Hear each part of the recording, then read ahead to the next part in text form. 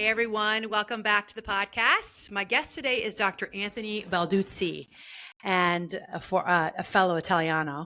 And I am so happy to have him on here. And welcome, Dr. Anthony. Tell us a little bit about you and what brings you here today. Well, thank you so much for having me on as a guest of the podcast. As you said, my name is Anthony Balduzzi. I am the founder and the CEO of the Fit Mother Project and the Fit Father Project.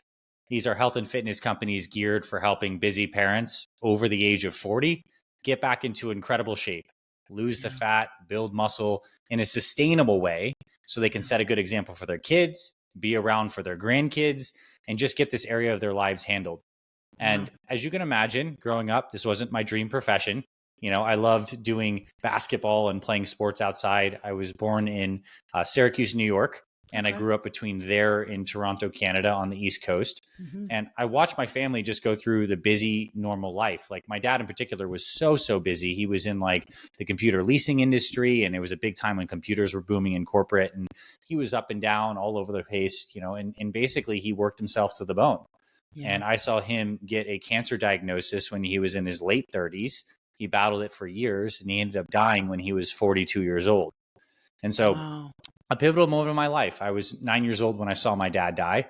And it was definitely to that point, the darkest moment of my life where my whole world started to collapse. You know, all the existential questions about like, why is this happening to my family? Am I going to be able to take care of my mom and my little brother? Like, what does this mean about me? Like, God, do you exist? Right. And there's so much pain that I experienced, but also this light bulb switch went off in my mind and my brain at such a young age. I realized like as parents, like health is so foundational. Like you could work your whole life trying to, you know, provide for your family in monetary ways and making sure that the whole game is being played. But if you lose your health, you lose all of that. I saw my dad lose his ability to make memories with us. And I also saw that like, it's not like he was like ill-intentioned.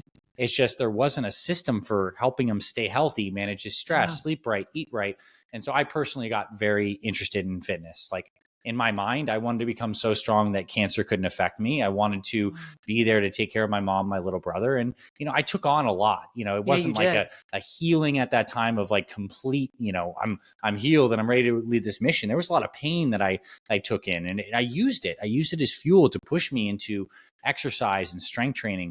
After my 10th birthday, I stopped eating cake because I thought it was unhealthy for me. And I started having my mom give me protein bars with little candles in them. And I just got so dedicated. And the thing that was powerful in my life is it was one of the first things I realized with fitness, that when everything else was going out of control, like I could exert some control in this area. I could eat a certain way and exercise a little bit. And I started to see results.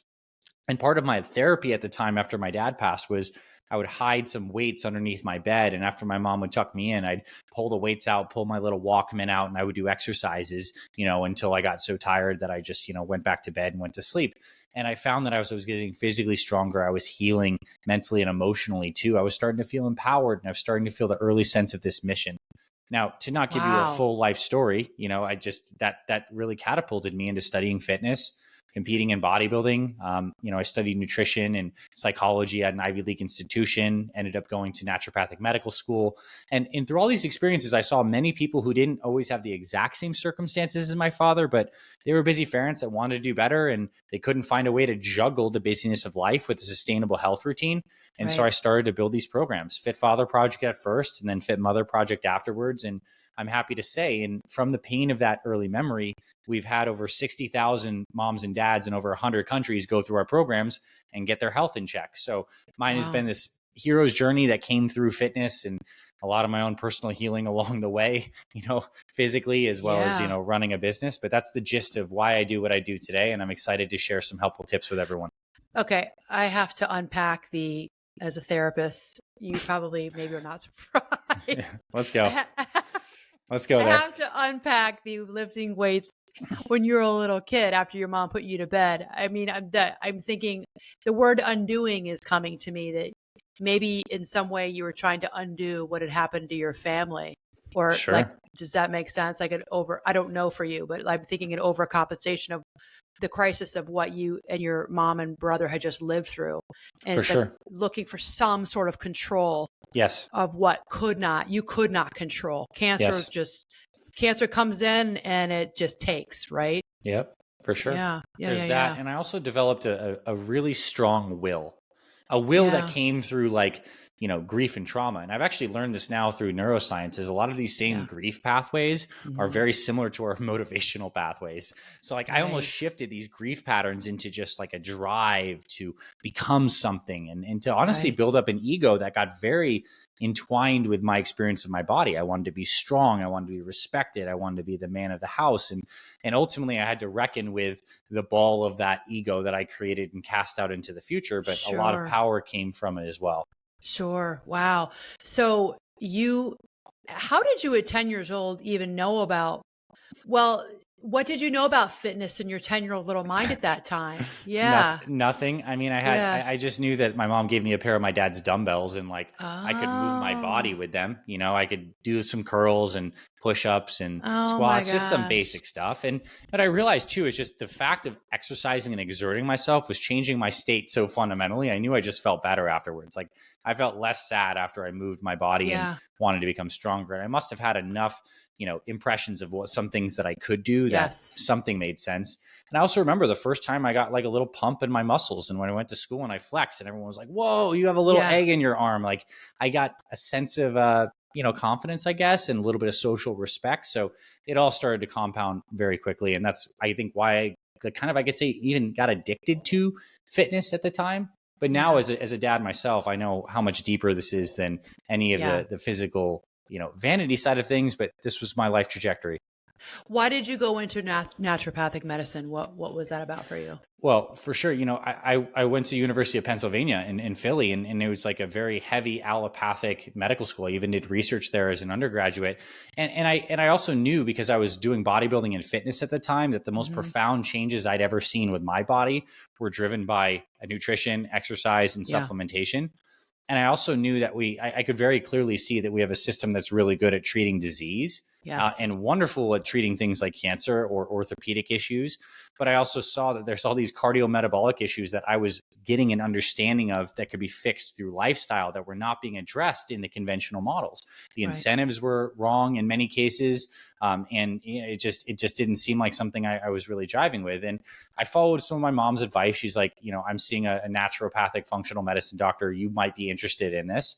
And it was a courageous move, I guess, coming from a very like allopathic, buttoned up kind of education that I was in, to go into a field that was like very alternative at the time, but Right. is kind of everything's converging into just like Right. holistic mainstream functional medicine. But I love the fact that you could do lifestyle interventions with diet, exercise, circadian rhythm, supplementation, more natural methods, Hmm. that can be foundational for people. And I would say that most parents who are struggling with hypertension, pre-diabetes, diabetes, sleep or mental health issues, like most of the stuff frontline should be good natural therapies. Can be supported in medication. I'm not anti-medication, but I Right. also know I've seen so many people get off medications. Thousands and thousands of people have helped do that. And I think that's the freeing experience. So, what is it that made you want to work with people over the age of 40? Because that's something that, in your bio, it's mentioned that fit father, fit mother, it's for people over 40. Probably not everybody, but that stuck out to me. Mm-hmm. What is it that happens after 40? Well, I mean, I know. it's this tremendous collide from an aging body, and we'll get into that, Yeah. with typically a more complex life and Yeah. family structures and a lot of responsibility. Where now, like, you have changes happening metabolically, muscles, hormones are changing. At the same time, you have things pulling you in so many different directions. Busy career, you don't have as much time as you once had. You're investing into other people. Right. Health almost always gets put on the back burner at Yeah. some point in time for everyone. And that can compound. Like, it's this crossroads moment where if you don't do anything about it, your 40s into your 50s, you just pack on the 20, 30, 40, 50, 100 plus pounds, and you ingrain these bad habits. And then the negative mental patterns too that support those structures. Yeah. Everyone's like using our bodies to cope with stress. And Yeah. oftentimes that means eating the wrong kinds of foods, or, using different things. So I just saw it's the pivotal time. It's the pivotal time. If you can Yeah. catch it or turn it around, then you're not only improving yourself, but you're also setting a new culture for your kids. If you still have kids in the household, that seems pivotal.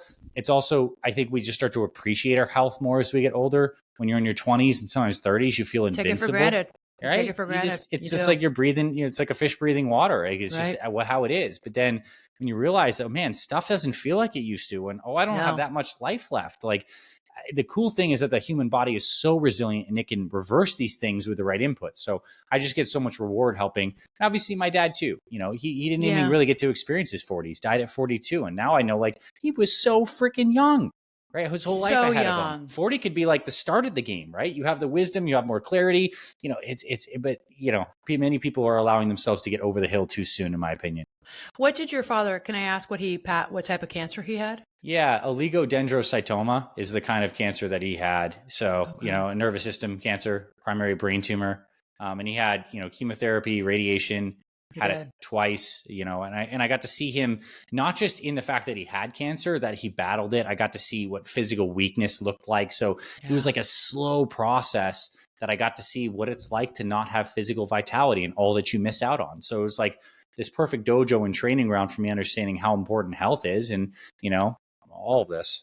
Are there certain visual memories you have of your father when he was going through this when you were a little kid? I think sometimes in our memories we have a moment that we remember.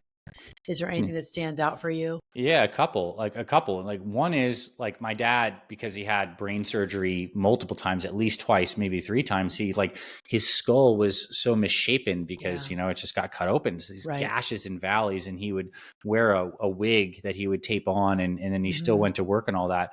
And I remember he also, due to the brain surgery, had a cane, and he needed to walk with assistance on one side of his body. And there was this one night where we were doing something bad, and you know, he came up to try to discipline us, and we can hear like him coming up the stairs with the cane, click, click, click, really slow.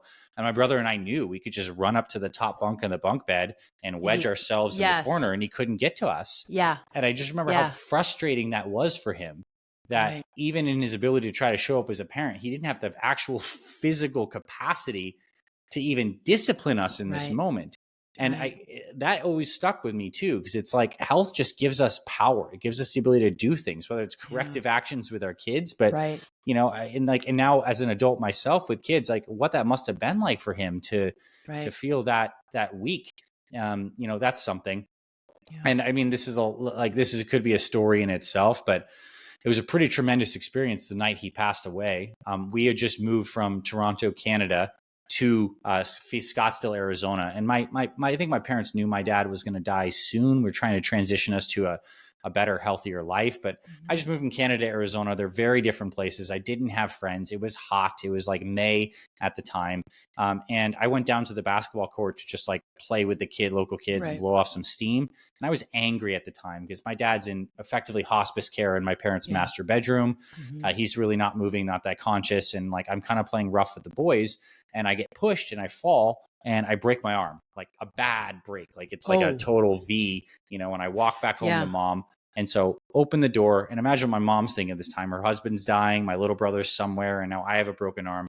So she takes me into surgery that night, and I had to stay overnight. She couldn't, because she had to go home and take care of my mom, or my dad, my little brother. Right. Yeah. And she whispers in his ear sometime in the middle of the night, says, "Peter, I don't know when you need to go, but if you need to go, go now.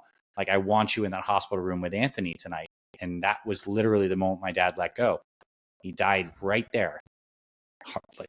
Total flatline. He let go in that concept of him being able to show up for me. And what I didn't really understand the significance of that, like a parent's love for their child, like the final moment that allowed him to like release. But like, talk about a consolation in my life to like find out the next day my mom picks me up like from the hospital, that then she tells me dad died. Like crazy stuff. But I'm so grateful looking back at all the pain I experienced from that it brought me to have such appreciation and be a champion for parents. Your mother, a champion for health. Your mother. Right. Totally. I can't imagine her husband is dying in a hospice and her 9-year-old just broke his arm, walks in the door, and she's like, shit. Can you imagine? I mean, I can't imagine. And I saw it. And you know what the first thing, like, I don't know how she held it together. Like her first thing, she was so enraged by this combination of things that before we went to the hospital, we drove down to the basketball court because she wanted to see like what the frick happened. Like I get at wit's end, I think she just probably would have killed somebody. But I mean, the trajectory I've seen her go through is, the reason that Fit Mother is so important to me, because it's like, I think moms are the container for so much Right. of everything. And I saw the container that she held for our family through her own grief and how it affected her health. And she's thriving now. Like, it was so cool this many years later that she has great health. She's healed. In time, she got remarried to a wonderful guy. So it's like, I'm so happy for her. Yeah, absolutely. Yeah. So, okay. So you go to naturopathic school. Mm-hmm. You see what's going on in our country with, Sure. The weight, the health issues, the metabolic issues, the obesity epidemic that we're really dealing with here.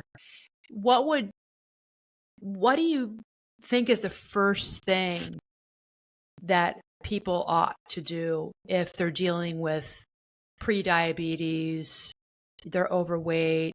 COVID has done a number on this country when it comes to weight and health. Mm-hmm. And, I know a lot of people who are like, yeah, COVID. I mean, I put on 30 pounds. I used to go to the gym, 3 times a week at 5:45 a.m. This is what has not changed since COVID. People have not gone back to their gyms. A lot of people they're doing things different. I mean, maybe they're walking or they have home gyms, but that sense of community is gone for a lot of people that I talk to. And they had really nice fitness pre-2020 because they were doing the 5:45 a.m. fit bar class, or they were doing a high intensity interval training, or they had a running group. And some of that has come back, but a lot of it has not. So what would you say to somebody who's listening right now, who's maybe in their, 40s, 50s, and they've got that 20, 30 pounds left over from COVID? Where do they start? For sure. It's obviously a massive question. It's a massive question because over 50% of people over the age of 40 are struggling with overweight, obesity, and stuff like this. So it's like, it's that prevalent, like 1 out of 2 people. Yeah. I'll tell you our process. This is one process of many processes, but it works really well for many people the majority of the time. The first place we start is understanding that with the COVID example, someone's routine failed because the conditions that was keeping that architecture together, the contingency on the class or that kind of structure, ultimately failed. And so now there needs to be a recreation of a new routine. Right. And that requires clarity on what that routine is, which is obviously important. It requires creating an environment that is conducive for the least amount of friction possible and most amount of success, important. But a priority to that, it is about having emotional connection to the change. And I think it's this is even how the brain is structured. We have this interior limbic system with our amygdala, our hippocampus, and all these things that are helping us feel connected and safe. Are we safe? Are we not safe? What's the emotion around this?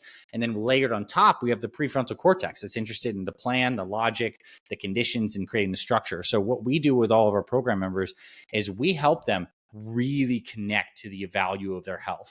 We help them make new neuroassociations in the process of going through some deep journaling that culminates in writing a mission statement. So I'll say this, if anyone's listening to right now and your health is not where it needs to be, it is because it is truly a should. It's something that you do want, you kind of want. It hasn't become a must for you, which means there's actions that you need to take. You need to bust through the resistance to change your nutrition plan and figure out what that is. You've got to change some way to start to exercise. And that change it's painful sometimes. It requires energetic investment, emotional investment. And so right now the equation is tipped in the favor where that change is more painful than the actual staying the same. It's just how it works. And until we flip that, where now it's I must change because there's so much more at stake here that I now realize, any plan that we layer on top is just going to be more information. We've had 40 years of freaking diet books. Absolutely right. 40 years. And the same stuff's coming around full circle again. Atkins stuff is now coming around as keto. It just gets rebranded and we get the same cycles. And not to say that different methodologies aren't better and have more merit.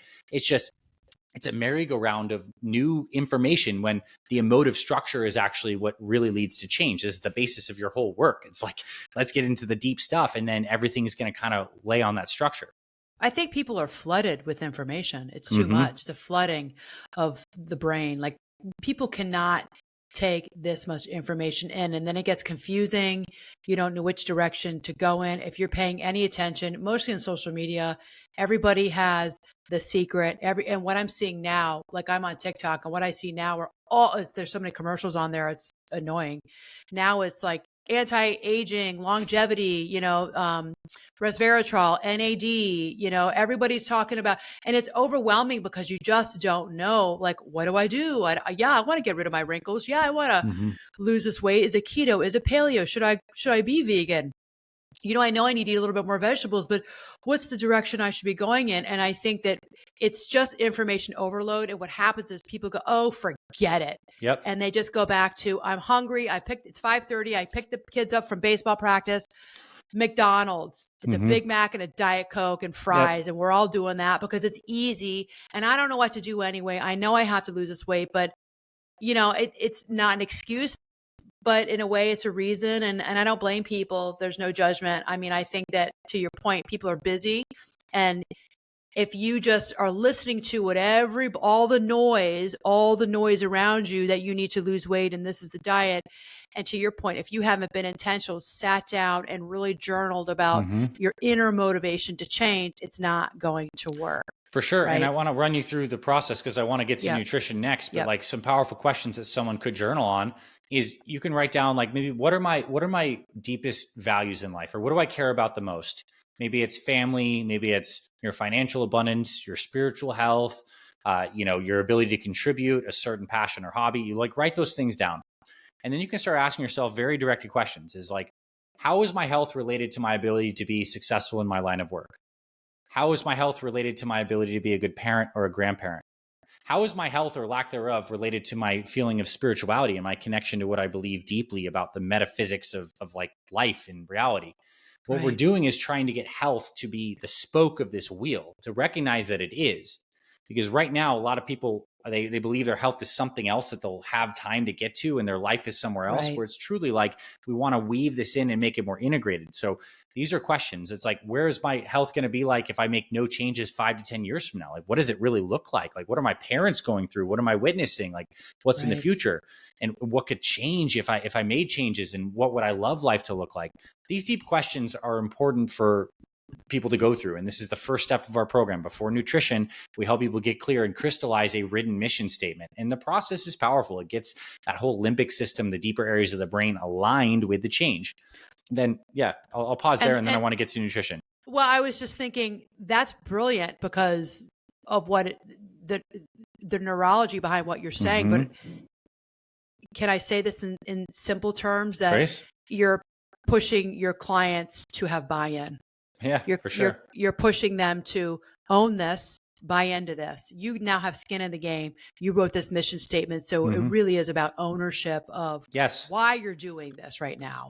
And a deeper cut than what you've done in the past. Maybe in the past you wanted to get fit because you want to have better lab work, you want to fit into better clothing, you want to look better with the summer seasons coming around. You've got a wedding, all good motivations. They're all good. Like all motivation is good. And there's many buckets that we can get, but like there are deeper aspects that you might not even realize. Like, okay, so let's say your health's not great right now. I can say there's a good chance you're leaking like 2 hours a day of productive, life-filled energy. And you stack that up, 5 days of work days a week, that's 10 hours a week. You stack that up over a year, it's like hundreds of hours that you could have back with new life energy. And if you put a dollar amount at that, that's how much your lack of health is costing you in your work life. So it's like, there's so many different facets to recognize. And when you finally get enough buy-in, you're like, holy crap, I need to change. Now you have fertile soil and now we can layer everything on. Oh, I love that. Okay, so the next important thing is not to just jump to the workouts. Like workouts are really important for building muscle and the longevity aspect. We'll get to that, but you cannot out-exercise a poor diet. And this is something that becomes so apparent as we get older. That's a hard one for people. That's a hard one. Right? It is. And it's because also because we use food as a way to cope with stress. Yes, we eat our feelings. It's the social way. It's like, if you're like, I'm feeling stressed today, I'm going to go take a bump of cocaine. People will be looking at you like, whoa, man, like slow down. But if you're like, I went stressed, I hit the fast food and, I got a Coke and I'm going to have a little ice cream. It's like, man, me too. Like, it's just the socially acceptable one, but we're still working on the same neurochemistry. We're just pulling levers with different ways and they have different consequences. Now, when it comes to nutrition, and I'm zoning in on like busy parents and people that you need to reduce the friction. You need to reduce the friction of like less decision making, more consistency, and it also works with your family structure. And what we like to do is start by helping people decide on their meal timing schedule, like make nutrition proactive. Like, when are you going to eat? Start there. This could be intermittent fasting, and you either have an early breakfast and an early dinner, or you skip breakfast. That's one viable option, not the only way, one way. It could be the classic breakfast, lunch, snack, and dinner setup. It could be some different thing. You have 2 meals a day or whatever. But like, you got to make it proactive to get out of the reactivity with nutrition. So you decide on the meal timing schedule setup, and we help you do that. And some days might be different than others, but that's important because a lot of poor nutrition is reactive. It's like, I forgot to eat and then I overeat, or I just start snacking because I'm feeling bored all the time. So we got to get the scaffolding set in stone, because this is very empowering. And now we get to practice every day. Once you have a structure, you get to practice. And as you're practicing, you're building new neuroassociations and you're building habit grooves. So structure is key. Okay. So you don't have an opinion or a strong opinion about, eating twice a day, three meals a day with a snack, or intermittent fasting. Do you have strong opinions about that? I have some opinions. Okay. I believe that what we're going to see now is it's going to come out from the research that it's better to eat earlier and not eat too late at night. Okay. There is a big cost to eating big, heavy meals late at night. Yep. It disrupts your circadian rhythm. It impacts your sleep quality. It adds too much digestive stress. We're going to see more people talking about chronobiology or chrononutrition. Eat when the sun is up, when the sun sets, like scale back your food intake. Yep. I believe fasting is very helpful for the body, and we incorporate fasting into our program, but that does not mean a daily eating within a time restricted window. We do recommend people do a dinner to dinner fast or a 24-hour fast. It could be breakfast to breakfast once a week. We introduce that in a later phase because you do want the body for longevity to get into some of these beneficial catabolic states where there's less food, and then into some anabolic building up states. So time restricted eating on a daily basis just works well for a lot of people, but it's not necessary. And I know there's been a lot of headlines coming out recently about like skipping breakfast raises your risk of heart disease and stuff like that. And like, maybe in some people, but I still think people are going to do fine with intermittent fasting diets. For me personally, what I'm trying to do is have dinner a little bit earlier. And maybe I have like a 14-hour fasting period every day, but I do deeper fasting on a weekly basis, and then even longer fasting a couple times a year. Do you get pushback on the 24-hour fast? Like, not really, but we introduced it in the second month of our program after people are grooved in. And it's so beneficial for the body. Improves insulin sensitivity, raises growth hormone over 1,000%, triggers the brain to actually recycle and build new brain cells by increasing BDNF, which builds neurons. Like, and it's like, we've all had busy days where we just didn't eat, and you get to eat every day too. Like, you just skip breakfast and lunch and have dinner, or have breakfast and just don't eat for the rest of the day.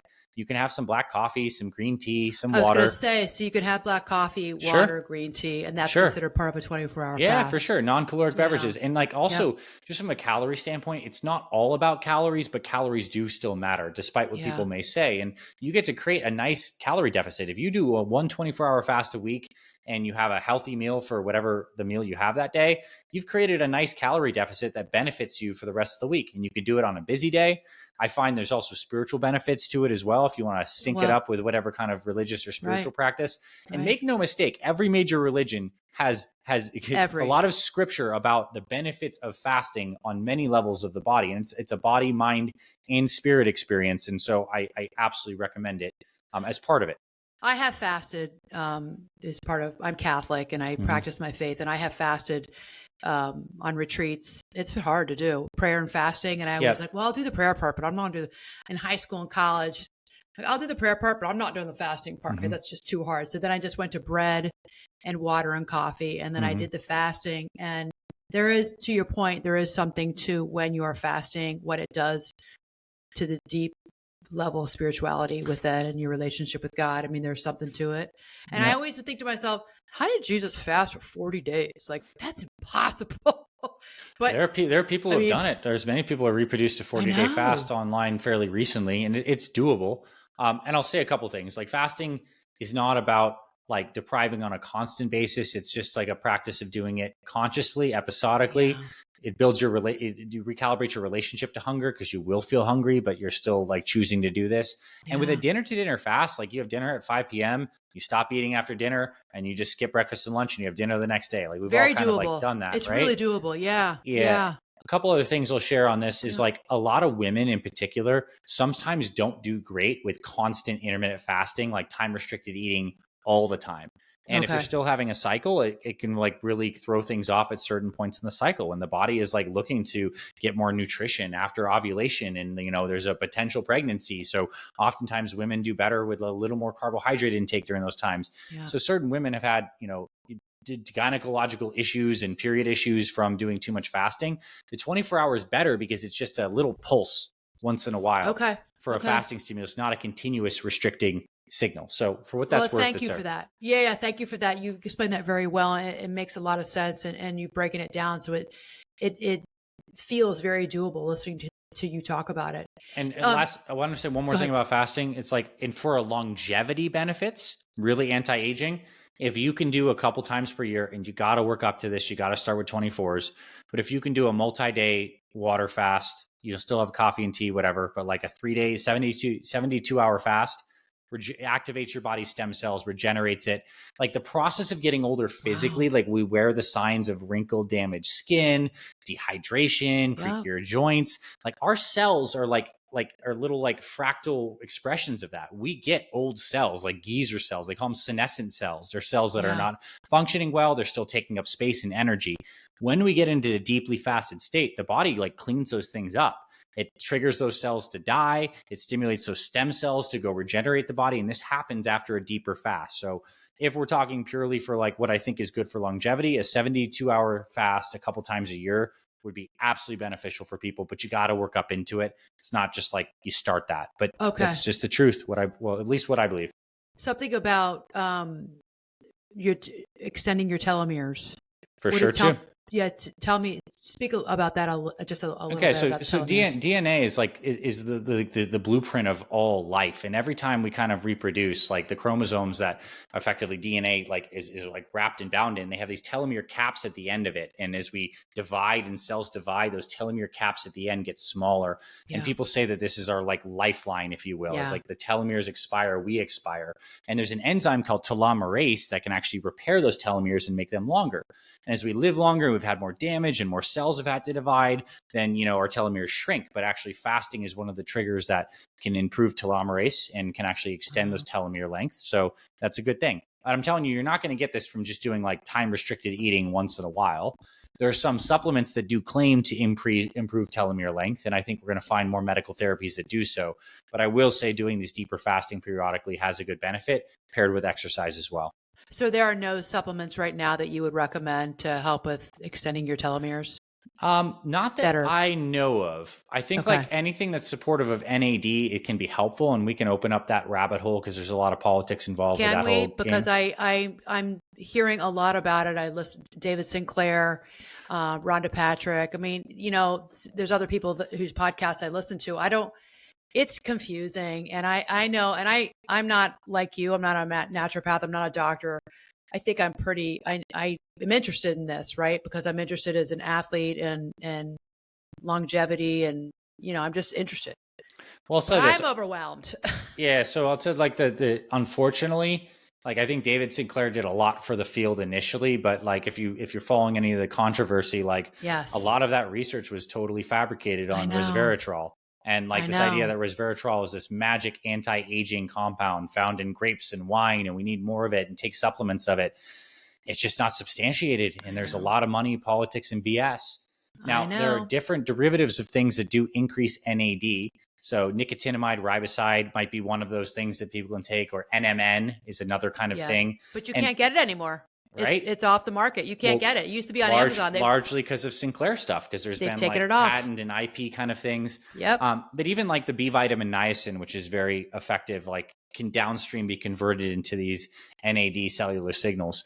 I think like when it comes down to it, yes, could taking some of these longevity supplements help benefit you? For sure. But I'll tell you what has the bigger effect size is sleeping 7 hours a night, exercising and strength training 3 times a week, having a diet that meets all your micronutrients and having a healthy diet and decreasing your stress level. Like Okay. those have the biggest magnitude effect size by far. And Okay. exercise also stimulates a lot of these same pathways too that will downstream increase NAD. So Okay. I see that as like a refinement. You could maybe play around with some of these supplements, but it's not primary foundational. Thank you for saying that. Thank you for putting that out there. So you've just given the listener, if they are concerned about and want to stay looking young and feeling young, it's your sleep, it's your nutrition, it's exercise. If you want to maybe do some supplementation, okay, but get these other ones first, and then and then some fasting in there. Yes, well, work up to it. It's your mitochondria. We're going to see this word being used. It's going to be the buzzword of the century. What we're learning is like, ultimately, all metabolism happens inside these little mitochondria, these powerhouses of our cells that produce ATP.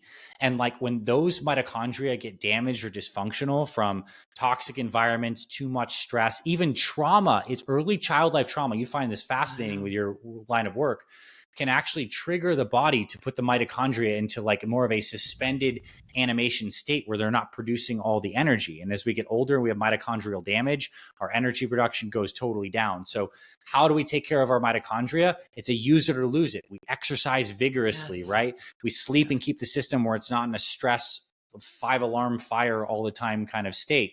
But anything that keeps the mitochondria healthy, which is good nutrition, exercise, sleep, circadian rhythm, is what keeps us healthy and young. Like, okay, I could go down so many rabbit holes, but we don't have time. Okay, so let's go ahead. You wanted to finish up. I do want to figure something because I know we kind of opened the nutrition thing. I just want to say this. Outside of us talking about, if you have specific questions that you have for your curiosity, I'd love to answer those. But I just want to give this one principle that's not about diets. It's about how to make it practical for parents. I believe that busy parents and busy professionals need to have certain meals that are go-to meals, pre-planned, nutritious, easy to digest, and then other meals that are just like they flow, more flow meals. And I believe that in the beginning of your day, whether you have breakfast or not, your first 1 to 2 meals of the day should be go-to meals. So like whether you fast or have breakfast, that first meal should be dialed in. It should be some kind of... Don't even think about it. Don't even think about it. It should be a go-to decided. It can be a super healthy protein smoothie with all the good greens and the protein powder, the berries, the nuts, whatever you want in there. It could be an egg-based recipe with an avocado on the side. It could be some kind of overnight high-protein chia oatmeal pudding if you're plant-based. Like, I'm just giving you options, but need to have a best-in-slot item because just doing that, you knock out 1/3 of your meals for the week and, you know, it's healthy, gives you micronutrients, keeps your blood sugar stable. Cool. If you do that for your second meal, lunch, if it's a salad or it's a healthy sandwich recipe or it's a protein bowl or leftovers from dinner the night before, now you've done 2/3. Like, and so it's all about behaviors and structure and building structure in. And what we're finding from all the convergence of these diets is what we want to be doing is lower carbohydrate intake. This doesn't mean zero carbs, but like get a lot of the super high carb foods out of your life. But we still recommend, and people in our plans have sweet potatoes and rice and quinoa and certain kinds of pastas. It's just about the portion size. If your carbohydrate intake is around, and if you're an athlete, things do change and you may want to increase your carbs. I'll just say that blanket statement. But if you're eating whole non-processed foods, fruits, vegetables, meats, fish, you know, and you can have carbohydrates in your diet and you're going to be just fine. Okay. You are passionate about this. I love it. I mean, you really make it very simple for people, and it's contagious passion. It's coming through. So I'm like, you got me like stoked. It's meal planning. And, you know, we all tend to fall off from time. I shouldn't say we all, but many of us fall off from time to time, and that's okay. Just get back up, get going again, and get back to meal planning and have, like you're saying, have those breakfast meals just planned out for you. Have that lunch or or that dinner planned out. I love that. What do you think about some of the protein bars? Is there anything out there that you recommend? A lot of people are relying on. I put them in my glove compartment. I have them in my purse. Is there any? What do you think about the sugar, the macros, and those things? So you just defined what a go-to healthy snack is, right? Like there are some that work, and I'll talk about how to evaluate those. When you look at protein bars or anything that needs to be gelled together, like there's a couple things. One, they need to find a way to make it sweet. Two, they need to find a way to put protein in it. And three, there's going to be some kind of sugar in there, some kind of protein source of varying quality. And they need to have a binder that keeps it all together. When you evaluate these types of things, the fewer ingredients, almost always the better. And so when you look at an ingredients list, like it should have like a small list of ingredients. If your protein bar has more than 10 things in it, chances are it's probably not great for you. Two, you look at the quality where that protein comes from. It's almost always going to come from whey protein or a soy protein source, and become aware of like which one of these things makes you feel good. Like if a bar makes you feel good, your poops are good when you have it, your energy seems fine, then that could be totally decent for you. And there's some options that are more natural and solid, but there's also some total trash ones. Yeah. I think like the protein to sugar ratio should ideally at the low end be 2 grams of protein per 1 gram of sugar, but that's still high. That would mean a 20-gram protein bar has 10 grams of sugar. Still high, but if that comes from, it'll probably come from dates or some other kind of thing that they throw in there. You don't want added sugars in the bar. My personal take is protein bars can work. Go-to snacks that I love are different kinds of like nuts. So pistachios, walnuts, macadamia nuts are all fantastic. Certain kinds of protein shakes that you can blend up are great. Fruits are wonderful paired with nuts. They're really good blood sugar stabilizing. You can have it anywhere is fine. But yeah, I think a couple bars, as long as the ingredients are clean, can be okay. Okay. So when do you become concerned about insulin resistance? Is there an age at which people become more insulin resistant? Well, I think insulin resistance is a byproduct of like having dysregulated blood sugar for a long period of time, not exercising, which is a stimulus for your body to become insulin sensitive because your muscles need to have the insulin sensitive to drive all this nutrition in to kind of repair. So yeah, if you're not active, if you're drinking and you're smoking and you're eating a high sugar diet, then insulin resistance like is the natural byproduct. Insulin resistance is synonymous with mitochondrial dysfunction. Those things are no different. We're just describing symptoms with one hormone, insulin, versus like mitochondria are not working. But I'll tell you this, there are people right now who are completely plant-based, eating 300 grams of carbohydrates plus a day in their 70s, who are strength training, who are perfectly insulin sensitive. So it's using the muscles. The muscles are a sponge. They are a sponge for sugar. It's one of the greatest benefits of having more muscle mass as you age is your body can soak up sugar from meals and it stays insulin sensitive. So strength training, if you're strength training a couple times per week, you're not going to be insulin resistant. It's just how it is. Even just twice? Sure. 100%. Okay. Twice. Cause like, and that's one of the benefits of getting older is that if you're smart about your exercise, you have a couple pulses of, if you did 2 times a week of full body strength training, that would work just fine. Wow. As long as you have a healthy diet and daily walking and just regular movement, because exercise is a stimulus. And if you do a full body strength training and you space it out 3 days per week between training sessions, that's one plan that works. There's benefits of training more frequently, of getting some high intensity intervals in there, of doing some stretching and mobility work. Like we can increase the complexity of the plan and you're going to get benefits, but you're getting a decreasing amount of return on that. Like even there's some strength training plans that even show people how to do 1 day per week of full body training with super slow rep cadence that's shown that it works. Would 2 potentially be better? Sure. But if you're someone who's on the fence saying, I don't have the time to exercise, but you actually do have 45 minutes twice a week that you could get it in. Yeah, you do. That's insanely effective. And that goes back to what you originally said with how you have people start with a mission statement, because if you're saying I don't have time, to your point, you do have time, but you have to own it. You have to sit down and write out, what are your goals? What do you really want in your life? Do you want to lose this weight? Yeah. And then you need clarity on the plan that you could follow. So that's why programs like us and where we're just like, this is exactly what to do. You can do it in 40 minutes. You need a pair of dumbbells or kettlebells or whatever equipment you have. It takes like, if you're the person who is struggling with your health, then right now you're wearing a couple roles. You're like the HR department, getting all the resources together. Yeah. You're also trying to be the CEO, trying to figure out what the plan is. And you're trying to be the COO, trying to actually prep the meals. It's like a lot of roles. And so it's just how it works when you can kind of offload aspects of this. Like, let us give you the clarity.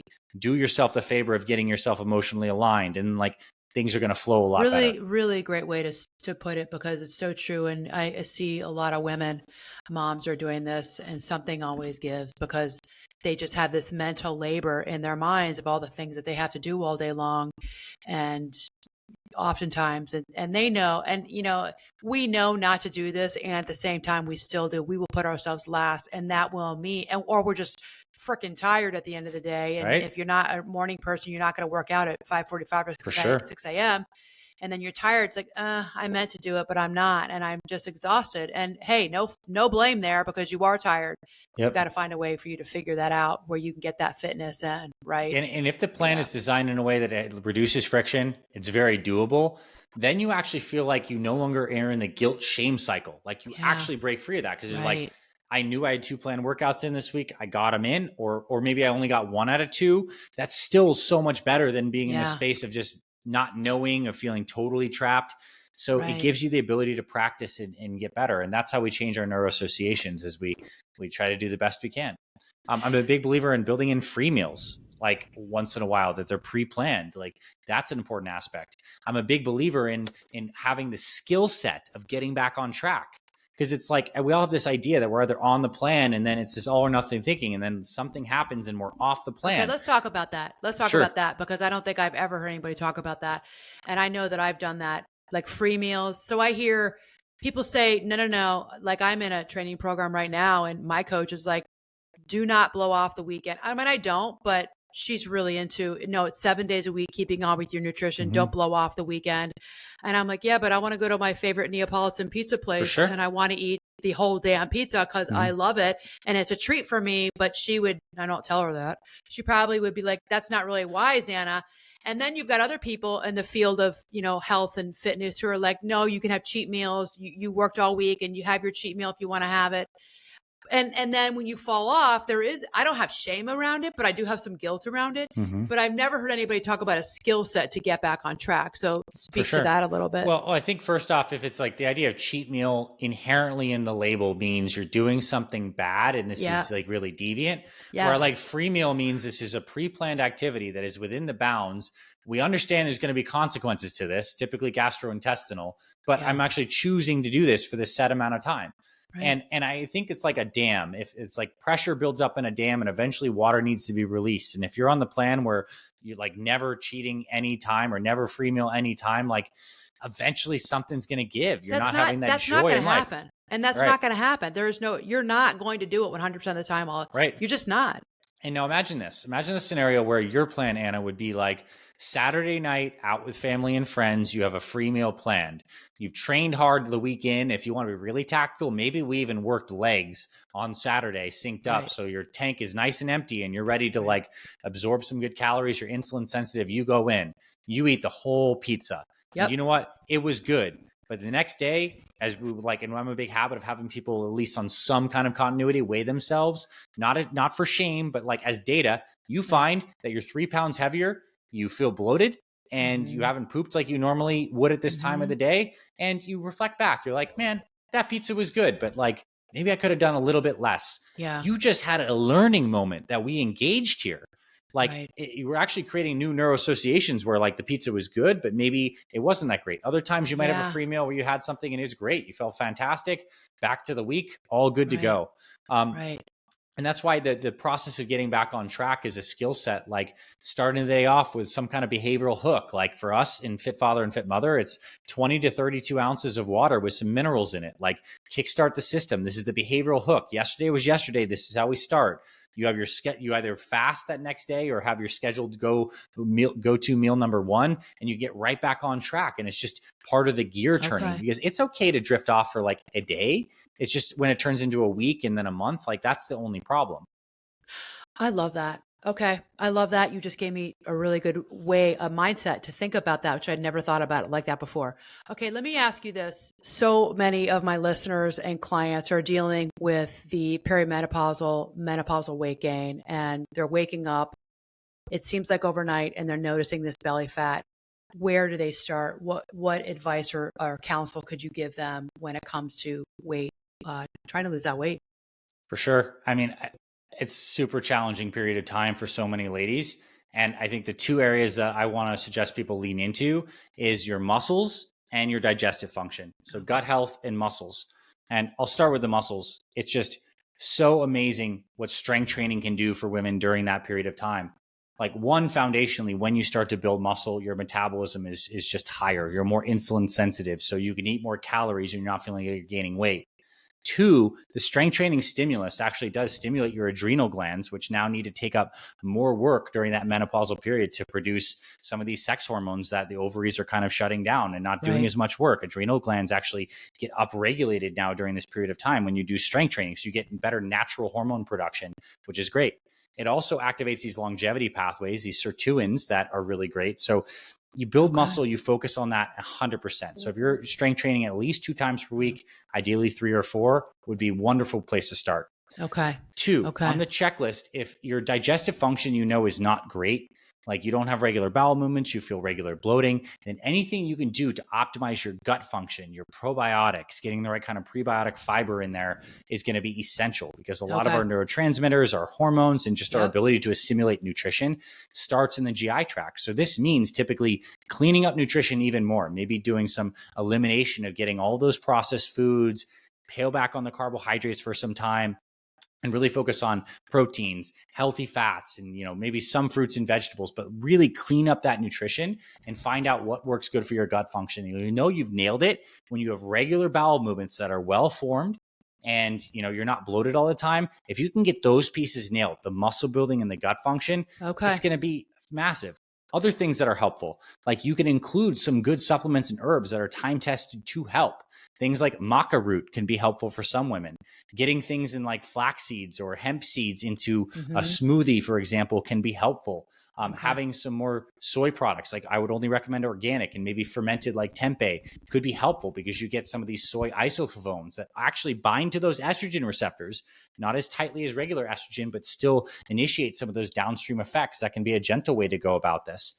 There are over-the-counter, at least in the United States, supplements that I'm not saying are right for everyone, but worth looking into, like DHEA. It is a precursor hormone. By the time women are in their 50s, they have 75% less DHEA than they did when they were in their 20s. Oh my gosh. This can be translated to all sorts of other hormones. You give more DHEA, your body can make a whole bunch of other sex hormones from that, and you can feel a lot better. And it also helps your adrenal glands. And the other thing is, I guess, stress and sleep, anything on that axis that can be improved. This could mean things like taking some supplemental magnesium if someone's not taking that. More importantly, though, it's probably starting some kind of meditation practice, any kind of relaxation thing, because if we can get that system out of this fight or flight sympathetic drive into parasympathetic, then all the hormones are going to work better phenomenally. So I guess now I'm a 3-pronged approach. I'll say it's like the circadian rhythm, stress management, muscles, and gut function. These are the 3 areas. And I think anyone listening to this at this point probably has an idea of at least one of those to lean into. Okay. So this has been so helpful. So for those who are listening, you're going to have to go back and probably listen to this a second time, because you just gave us so much amazing information. So get a pen and paper, go back and listen to what Dr. Anthony is saying, and take notes, because this was a wealth of knowledge and information. So I really want to thank you for coming on. Please let us know, where can people reach out to you? Where can they find you if they want to work with you?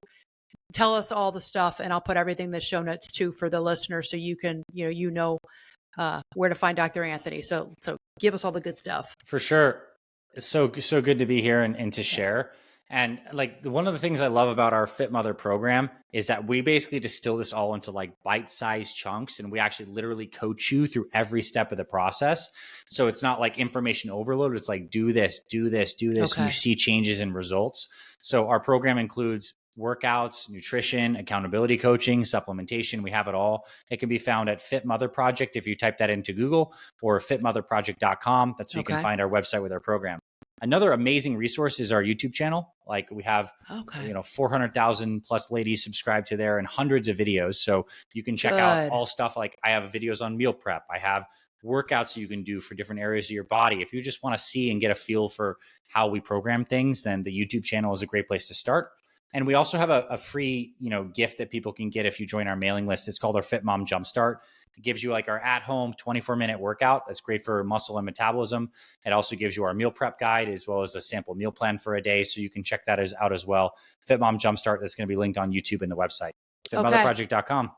Good. Okay. Thank you so much. Thank you for your time. This was really wonderful.